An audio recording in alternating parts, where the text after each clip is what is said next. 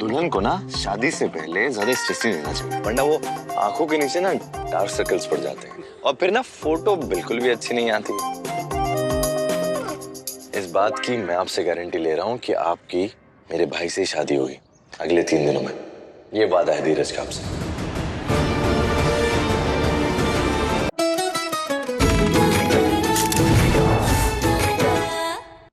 देख लो केतु दादा, ये मिसाल बन गया तुम्हारे लिए एक।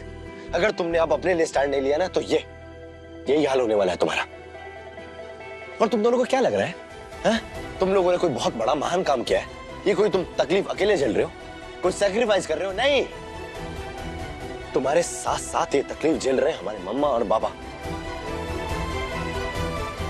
अरे कुछ नहीं होने वाला है ये बुज़दिल बन के। अपने लिए स्टैंड लो, बात करो अपने लिए यार। अरे मेरे भाई, हम तुम्हारी बात मान रहे हैं, हम समझ रहे हैं सब, और इन्हें देख के सीख भी ले रहे हैं। ना हमें ना इनमें हिम्मत है पापा के सामने जाके और ये कहने की कि पापा हम किसी से प्यार करते हैं। अरे मार देंगे यार हमें वो। अरे तुम्हारी इस बुज़दिली की सजा ना तुम्हारे साथ साथ वो लड़की भी झेलेगी जो तुमसे प्यार करती है। तुम अकेले नहीं झेलोगे।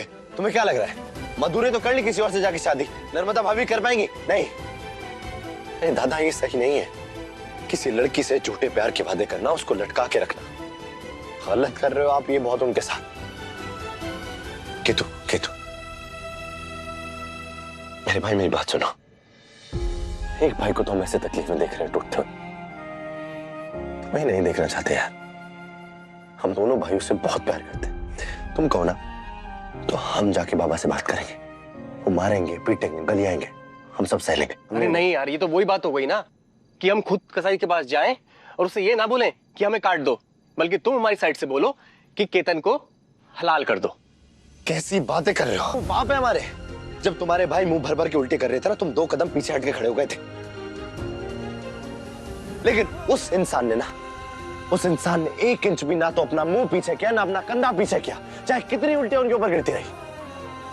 बाप होने का फर्ज निभा रहे थे वो। बच्चे हैं हम, उनके औलाद हैं। तुम्हें क्यों लगता है कि वो हमारी बात नहीं सुनेंगे? सारी जिंदगी उन्होंने लोगों के ताने सुने, लेकिन बाप होने के फर्ज से वो कभी पीछे नहीं हटे। तुम एक बारी बात तो करके देखो। भाई हमारे पास एक आइडिया है। अगर पापा के सामने तुम्हारी जबान को लकवा मार देता है तो माँ से बात करो, मतलब हाँ समझे? अरे मेरे भोले मामा, जब पापा की बात आती है ना तो माँ उन्हीं की साइड लेती है, हमारी साइड कोई नहीं लेता। अच्छा ठीक है यार, अगर तुम लोगों ने ये सोच लिया ना तो तुम लोग जलाओ अपना खून। मैं क्यों अपना खून जलाऊं? बाहर में जाओ तुम दोनों के दोनों। अरे यार ये समझता ही नहीं है यार।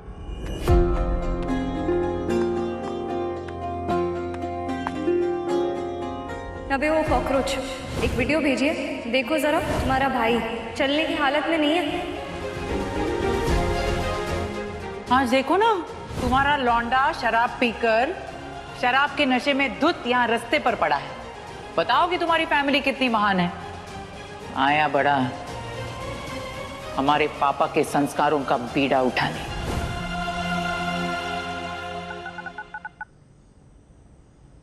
The number you have dialed is busy. Please try later. आपके द्वारा डायल किया गया नंबर व्यस्त है। आपके द्वारा डायल किया गया नंबर व्यस्त है। कृपया थोड़ी देर में प्रयत्न करें।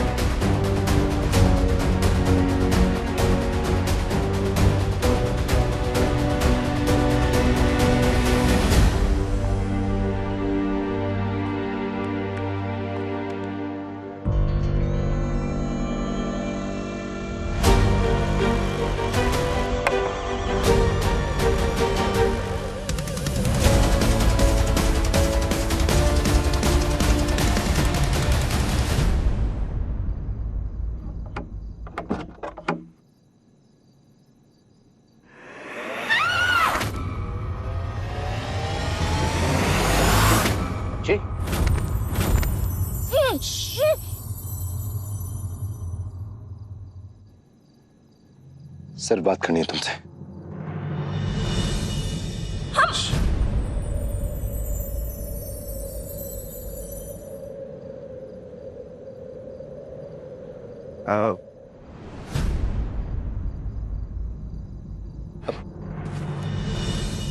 बे ओ महादेव के सन, तुम्हारा दिमाग खराब हो गया है क्या?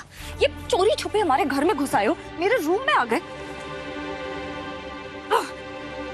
पागल हो तुम? चोरी से आए हैं लेकिन चोरी करने नहीं आए। यहाँ पे आए हैं तुमसे तुम्हारे बारे में बात करने के लिए। तुमने हमारे भाई को क्यों फंसाया? तुम ना मुंह से बात करने के लायक ही नहीं हो, सिर्फ लातों के लायक हो। एक लड़की के रूम में ऐसे घुस आने के कितने संगीन चार्जेस हैं।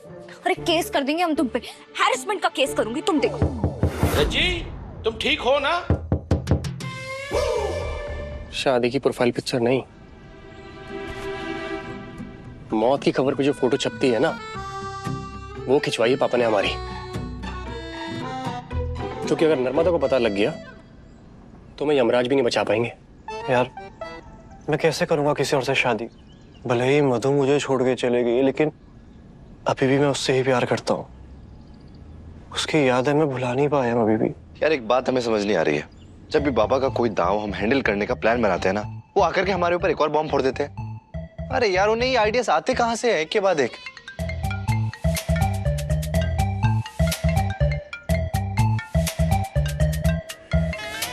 नर्मदा कॉल कर रही है, क्या बोलूं इसको? एक काम करो, तुम ही बोल दो इससे, बोल दो कि हम बिजी हैं, हम कहीं चले गए। हाँ ठीक है, एक काम करता हूँ, मैं उन्हें बोल देता हूँ तुम अपने अंतिम संस्कार की तैयारी कर रहे हो, है ना? फट्टू कहीं के। नर्मदा भाभी, मैं धीरज बोल रहा हूँ। यस, केतु दादा ना आपसे मिलने के लिए आ रहे हैं, आधे घंटे में पहुंच जाएंगे। अरे आपका इंतजार नहीं कर पा रहे हैं वो। Okay bye. तुम ना पापा से कम नहीं हो, जब देखो हमारी फील्डिंग सेट करने में लगे रहते हो। अरे मिलके बोलेंगे क्या उससे? तुम्हारे पास ना दो ऑप्शन है। पहला ऑप्शन, जाकर के बोल देना मैं भी आशु दादा जैसा बनने वाला हूँ, दारू के नशे में पड़ा हुआ मिलूंगा कहीं और मुझे भूल जाओ। और दूसरा ऑप्शन है तुम्हारे पास, जाकर के बोलो मैं तुमसे ही शादी करने वाला हूँ, तुम्हारे लिए स्टैंड लूंगा। सोच लो क्या करना है तुम्हें। कि तुम्हें नर्मदा से मिलना चाहिए। अरे क्या दादा, आप भी इसकी बात को सपोर्ट कर रहे हो यार, लेकिन हम इन कपड़ों में मिलने जाएंगे क्या? अबे ये सब छोड़ो, चलो, इंतजार कर रही होगी वो तुम्हारा। चलो।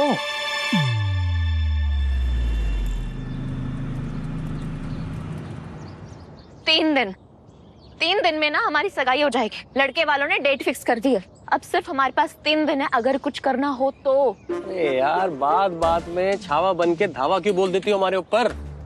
पापा का फैसला मानना हमारी मजबूरी है, पैदा किए हैं उन्होंने हमें।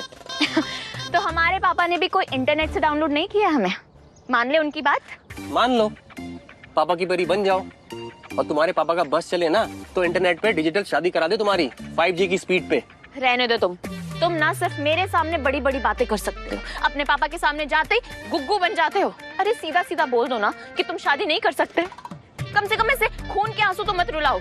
अरे रोएंगे तो हम यार, तुम तो चले जाओगी शादी के बाद विदेश हनीमून मनाने, और हम यहाँ पर आंसू दादा के संग बैठ के पियेंगे शराब और सुनेंगे दर्द दिल गाने, बस। हाँ तो कुछ करो ना। चुप चुप, दोनों के दोनों मुंह बंद करो अपना एकदम। उसका करवाओ, हमारा तो पापा ने बचपन से बंद किया हुआ है। केतु दादा, अगर आपने अपना मुंह बंद नहीं किया ना तो कान के नीचे जैसा खंटाप मारेगा ना खिंचा करके, किसी तरह कान से धुआं निकलेगा। और एक बात आप मुझे बताइए भाभी, आपको क्या पसंद आया मेरे भाई में, क्या रुझान है इनमें?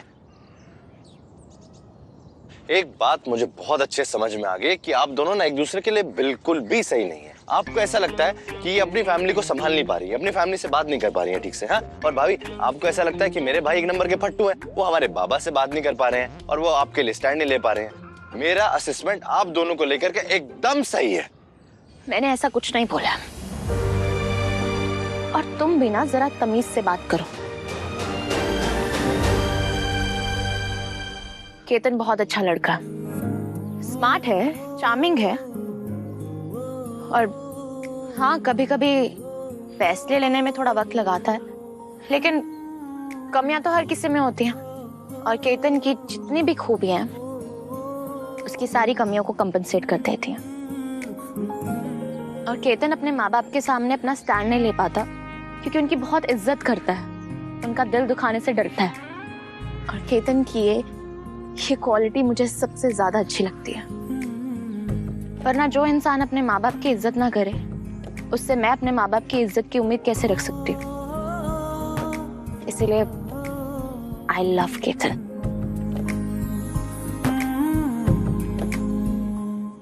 I love him. और हम भी नर्मदा के अलावा किसी और को अपना लाइफ पार्टनर इमेजिन नहीं कर सकते। शादी करेंगे तो नर्मदा से ही करेंगे, वरना कुंवारे मर जाएंगे।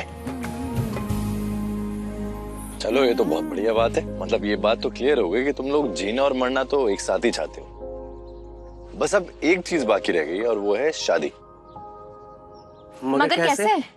जैसे होती है वैसे। देखो, अगले 3 दिनों में ना नर्मदा भाभी की सगाई तय हुई है। उससे पहले ही हमें कोई ना कोई एक्शन लेना पड़ेगा। हमें नर्मदा भाभी के बाबा से जाकर के बात करनी पड़ेगी तुम्हारे बारे में। लेकिन कैसे होगी शादी? यही तो मैटर अटका हुआ है। हाँ, क्योंकि इस भट्टू कुमार से तो बात होगी नहीं, ना मेरे घर पे ना अपने घर पे, तो शादी कैसे होगी? भाभी, दुल्हन को ना शादी से पहले ज्यादा स्ट्रेस नहीं लेना चाहिए, वरना वो आंखों के नीचे ना डार्क सर्कल्स पड़ जाते हैं और फिर ना फोटो बिल्कुल भी अच्छी नहीं आती। इस बात की मैं आपसे गारंटी ले रहा हूँ कि आपकी मेरे भाई से ही शादी होगी अगले 3 दिनों में। ये वादा है धीरज का आपसे।